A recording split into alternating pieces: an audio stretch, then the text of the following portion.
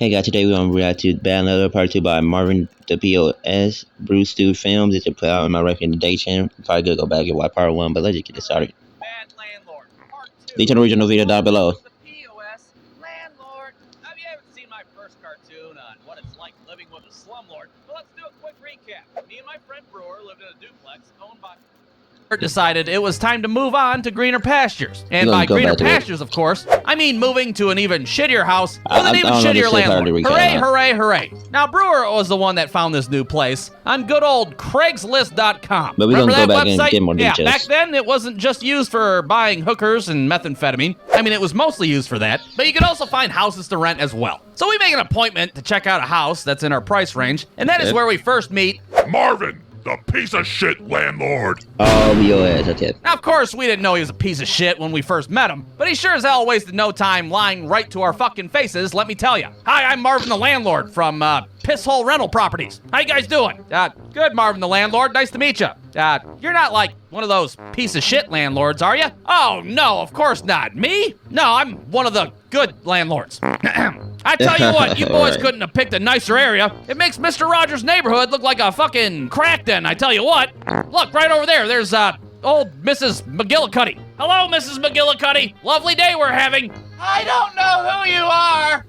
She's got dementia, what can I say? Anyways, you guys want to go inside? So we gotta look at this house, and you know, it's a piece of shit, but that's all right, because Brewer and I are used to living in pieces of shit. It's our natural habitat, after all. The only real problem that we had with the place was the backyard, because, well, there's a shit ton of garbage back there left behind from the last tenant. But according to good old Marvin the Landlord, all of that would be cleaned up by the time we moved in.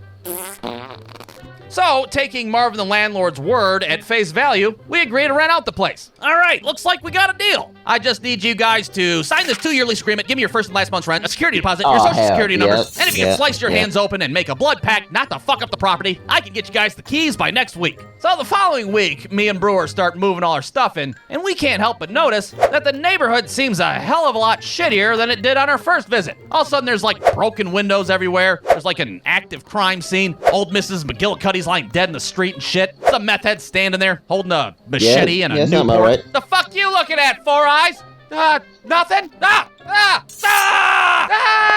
God, get in the fucking house. Yeah, I don't know what kind of David Copperfield shit Marvin the Landlord pulled off, but presto abracadabra, suddenly the neighborhood is a complete shithole. But hey, guess what? We signed a 2-year lease. Looks like it's home sweet home for the time being. I thought Marvin the Landlord said this was a happy place.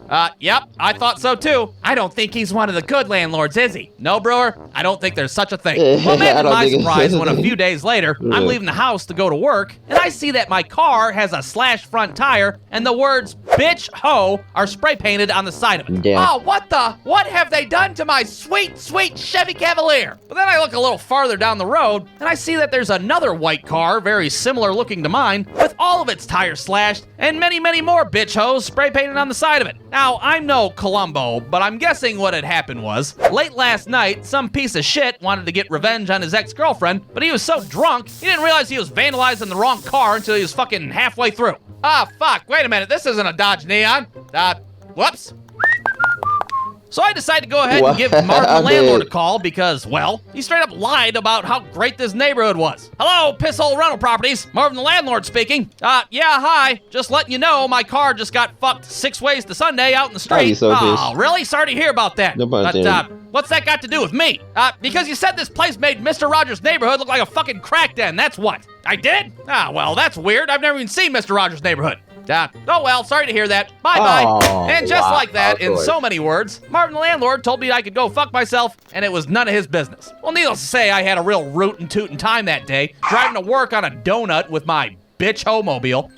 Dude, what the hell happened to your car? Shut up, Debbie, I'm a part-time NASCAR driver, sponsored by Bitch Ho Enterprises. Fuck off, leave me alone. Now, lying about the neighborhood being a shithole is one thing, but another thing that Marvin the Landlord seemed to gloss over was the fact that the house was completely infested with rats. Now, why was it infested with rats, you ask? Well, I don't know. Maybe it had something to do with the fucking mountain of garbage out back that was never taken care of. Now, you might have seen an old cartoon that I did 4,000 years ago about me fighting a bunch of rats over control of our household, But if you haven't, well, basically, these rats were our Yeah, own and they're personal like I go shitty back to- deadbeat roommates. They'd eat all our food in the kitchen. They'd use our fucking Netflix account without asking. You'd be trying to sleep at night. All of a sudden, a rat's trying to get you to co-sign on an auto loan for a used Honda Accord. Come on, man, my debt-to-income ratio's fucked. Just sign the bottom line. It's a good deal. Well, you can bet your ass that I called up Marvin the landlord to let him know about our little shitty rat situation. Hello, pisshole rental properties. Marvin the piece of shit, or Marvin the landlord speaking. Hey, Marvin the landlord, guess what? We got a bunch of rats in this bitch. Ah, what? You got rats? Are you sure? Yeah, Marvin, I'm pretty fucking sure. Ah, man, well, that's weird. I've never even seen rats there before. Oh well, sorry to hear that. Bye-bye. Hey, wait a minute, goddammit. Could you, like, I don't know, maybe send out an exterminator? An exterminator? You mean like one that costs money? Yes, Marvin, it's pretty fucking bad over here. Well, eventually, Marvin the landlord agrees to get somebody to come out to our house and deal with this goddamn rat situation. Well, imagine my surprise when a few days later, the doorbell rings.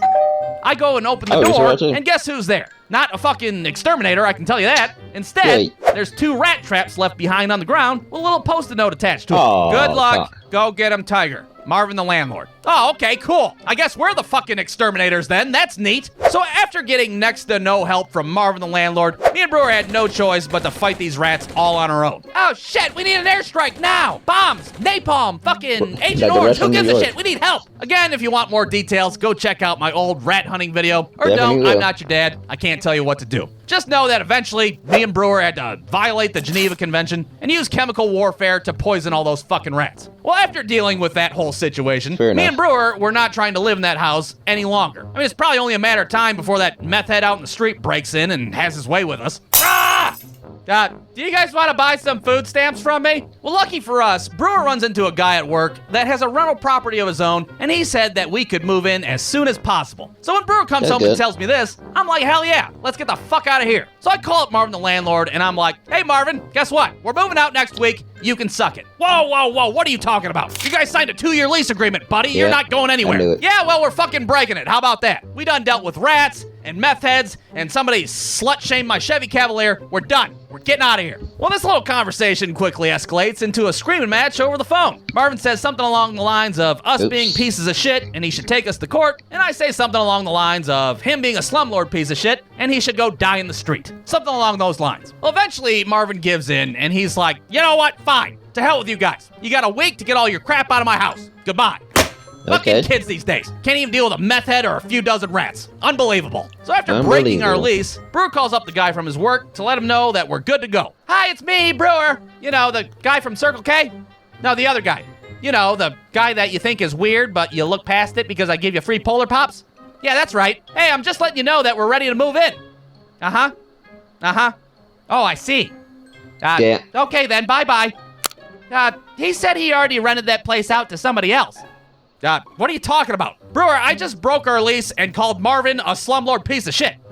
Yeah, you probably shouldn't have done that. Well, we are now in quite the pickle, and it's becoming apparent that we have one of 2 choices to make. We can either A, live out on the street and start smoking crack, or we can B, call up Marvin the landlord and apologize for, calling him a slumlord piece of shit. Well, at first, I was like, fuck it. We can live out in the street. I can learn how to smoke crack. It can't be that hard. But then I was like, no, I can't do that. I was a Cub Scout, for Christ's sake. I took an oath not to smoke crack. So once again, I call up Marvin the landlord, but you bet your ass I am not going to apologize. Hey, Marvin the landlord, it's me again. Guess what? We're gonna do you a favor, we're gonna stay here, and we're not gonna break the lease. What? Are you serious? You're gonna keep giving me money, even though I'm a complete and utter piece of shit? Yep, that's right, and it has nothing to do with us not having another place to live.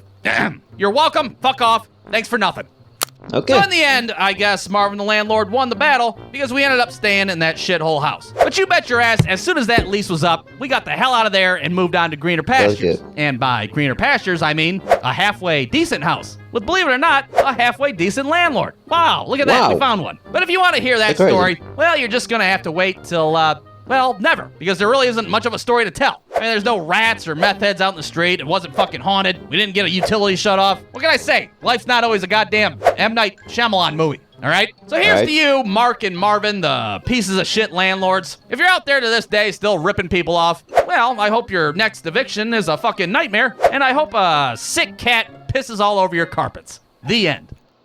Alright, that does it for the video. Make sure to like, subscribe, hit the notification bell. I'll see you guys in another video. Peace.